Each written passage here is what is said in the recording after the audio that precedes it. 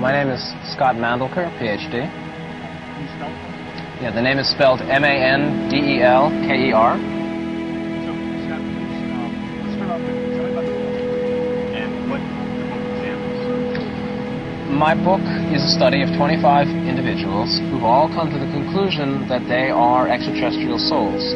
And there are two groups called walk-ins and wanderers. Walk-ins feel that they've had a soul exchange, that an ET soul walked into, voluntarily, their body and their mind, and now they are that new ET soul. The wanderers, or also called star people, feel that they have been extraterrestrial souls since birth.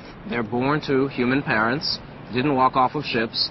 Many of them feel they've been here for many lifetimes, and that they actually travel the universe and have gone to many other planets in service to the planet and the humanity on each planet, each race.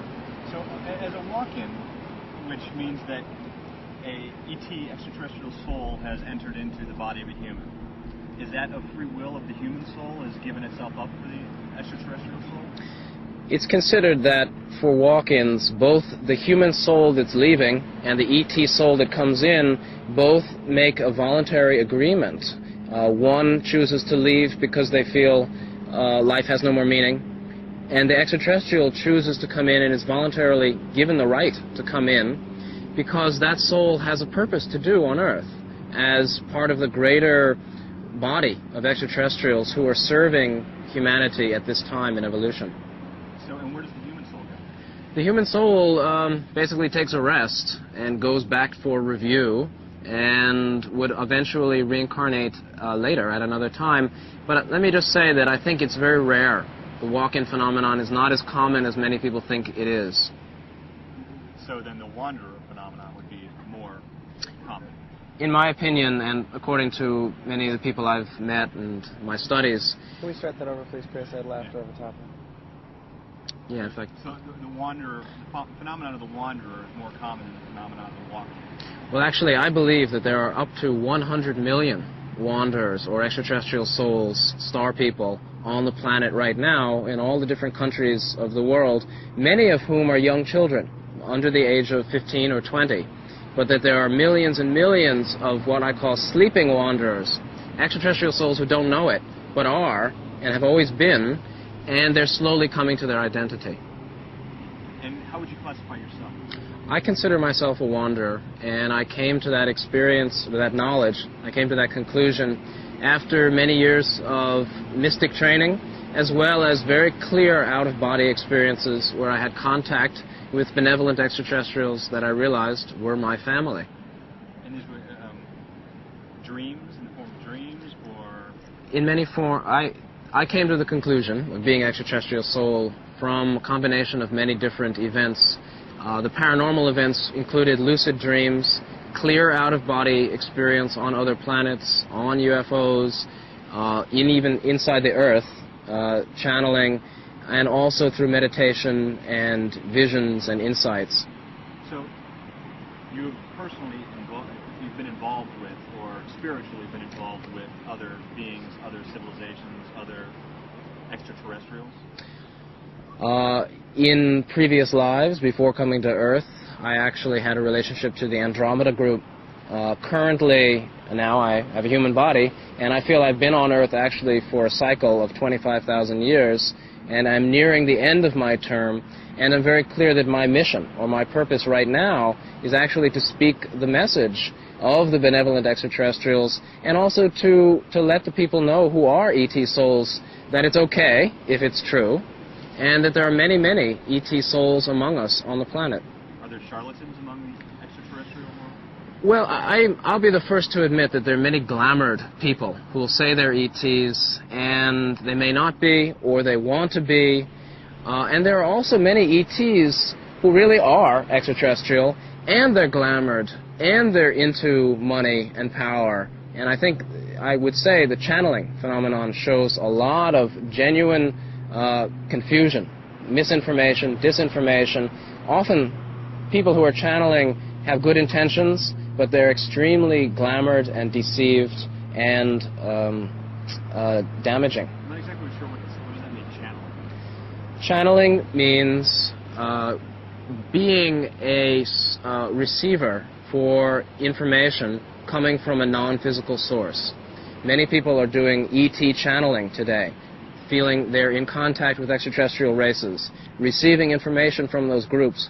But let me just say, the channeling phenomenon is the most susceptible to distortion and deception of any of the spiritual phenomena on the planet. And there are negative groups, negative ETs, who are actively distorting the channeled material that comes into gullible and naive channels. Okay. Because this is all new to me, and it's also probably going to be new to a lot of our audience, can you kind of define the world in which we're talking about and the perspective on the world? I guess I'm trying to figure out, there's the human race, there's an extraterrestrial race, but is it categorized in subspecies? Is there one greater creator? I know this is a huge question to ask in one mouthful, but if we can kind of break it down, how does the world break up as far as your vision? Well, think about it for a moment. I think more than a moment. We're clear, thank you.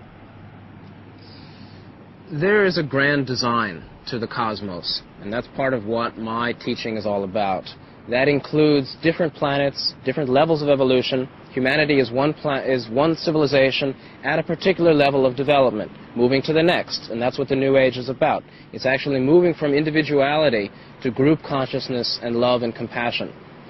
The extraterrestrial races are all older than humanity. They are all races that understand either love, wisdom, unity, higher values, and have a more universal perspective. They're not separate from humanity. The extraterrestrials have been in contact and in relationship to humanity for millennia, since the beginning of humanity on Earth. And so there's an interaction, and that interaction is most pronounced and prominent at this time because the planet is making some very important changes, is also going through a critical period where either we destroy ourselves or we come together in harmony. As a race? As a race. And what is the perspective that Earth serves in the greater system of the universe? Earth is a schoolhouse, as all planets are schoolhouses for the development of awareness. On Earth, the awareness needed is choice, polarity. This means good or evil. Basically, will you open your heart, or are you committed to self-service in greed? These are the choices for humanity. And humanity now needs to make that choice because this semester is coming to an end quickly. And what signals that? Well, again, there's no empirical proof because it can be explained in many different ways. Many people feel that the Earth changes, geological, the climatic changes, increased disease, increased warfare, many of the social elements that are coming asunder, the conflicts among races and individuals, are signs of the end times. It's not the end of the world, but it's the end of this civilization, which is basically becoming outdated and having to move to a more spiritual perspective, which in the New Age view is coming from love. And that's where our benevolent extraterrestrial neighbors are coming from. One creator? There's only one creator. Ultimately, we are all the one creator. All beings are reflections, embodiments of the one creator. And let's get back to the idea of extraterrestrial. How many forms of extraterrestrials are you aware of? I personally am aware of perhaps a dozen different forms of extraterrestrials, but I have to say there are infinite numbers of ET races outside Earth. The universe is infinite. Infinity is a concept most humans cannot understand. Infinity means without number, without end. This is a cosmos of unending unity. I have been in contact with different groups. I have had experiences on UFOs, and I know there are many groups out there. I've met some of them. But ultimately, they all have the same heart and the same mind and the same spirit, and they're all embodiments of the Creator. So what limits the ETs that actually interact with Earth? Is it proximity? There is cosmic law that is not created by humanity and only poorly understood by humanity. The primary cosmic law that all ETs follow is the law of free will. The law of free will says benevolent extraterrestrials cannot interfere